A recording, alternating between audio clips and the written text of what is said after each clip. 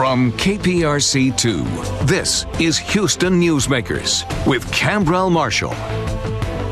Good morning. Today's program is a result of a breakfast program I attended a few weeks ago by the Greater Houston Community Foundation with the title, Higher Education, How Attainable Is It? The presenters that morning represented organizations that were very enlightening about some of the problems and challenges facing our children today as they try to get through high school and into good careers or college. One of those organizations is called BridgeYear, whose mission is to connect underserved youth to careers and educational pathways that provide economic stability and independence. Its vision is for all students to graduate high school with a path to stable employment. Victoria Chen is the co-founder and executive director of BridgeYear and joins me now. Good to be able to see you and talk to you about this conversation. Great to be here. Thanks for having me. Oh, hey, so first of all, what was the spark that moved you to start this organization?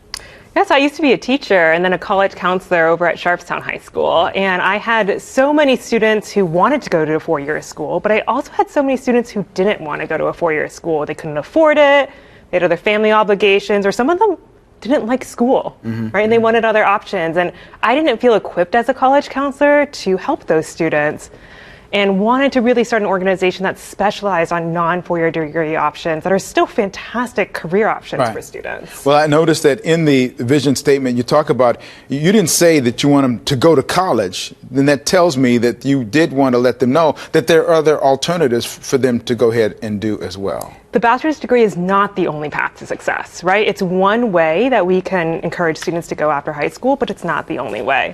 Now, if you look at the data, the top 50% of associate's degree holders make just as much as the bottom 50% of bachelor's degree holders. So it's incredibly important that when we're talking to students from low-income communities, from any community really, that they know what their options are and what they're signing up for. You did have a graphic that talked about, for example, how education dollars equate to more money. And so that's one of the things that you want to make sure that they know, that you have less than a high school, that you really are going to be on the short end of the stick, so to speak. Absolutely. But investing in any sort of post-secondary education, it could be a workforce credential, it could be an associate's degree at a community college.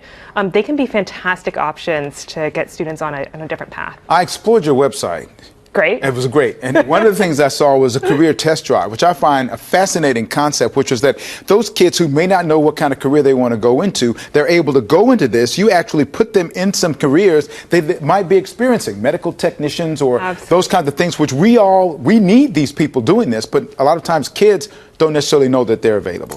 We need these professions. I think the pandemic highlighted the need for essentials workers in our economy even more, right? And you're absolutely right. A lot of students think they might want to do something in healthcare, but they don't know the term phlebotomist or medical laboratory technician. And beyond knowing the term, if they've never tried it, that's a really hard sell for a young person to make a financial commitment, a life commitment to pursue that educational pathway. So how important is it for you to start early, and how early do you typically go after the students for your program?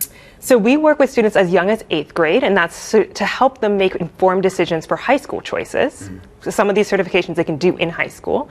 But we also really specialize with seniors who aren't sure what they want to do yet. And the Career Test Drive Fair is usually their first chance of doing something that really might spark an interest. So you have an online resource. I looked at that. I know you're very proud of that. With this breakfast a few weeks ago, you talked about that for people who really, they want to explore, and you give them a lot of resources. Talk about that. Absolutely. So what we found is there are a lot of resources out there if you want to explore a four-year degree.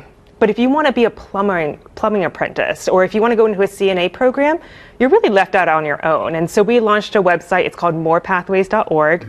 Anyone in the Houston area can use it.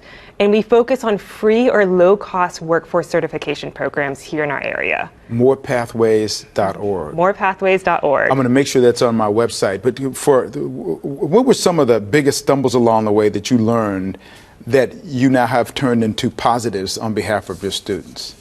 Yeah, I think the biggest obstacle that we had to combat was everyone from college counseling to parents often thought that the bachelor's degree was the only way to make a life after high school, right? And so combating that stereotype, exposing them to the many economic opportunities here in our great city, that is the biggest hurdle. And then showing students there are pathways, right? There are educational programs that might not look like your traditional four-year. It's a great program. I'm glad to have you on. Thank you for coming in, and thank you for sticking around. You're going to join me for the final segment. And so, if you have me back. Oh, yeah, you're back. You're a winner. You're a winner.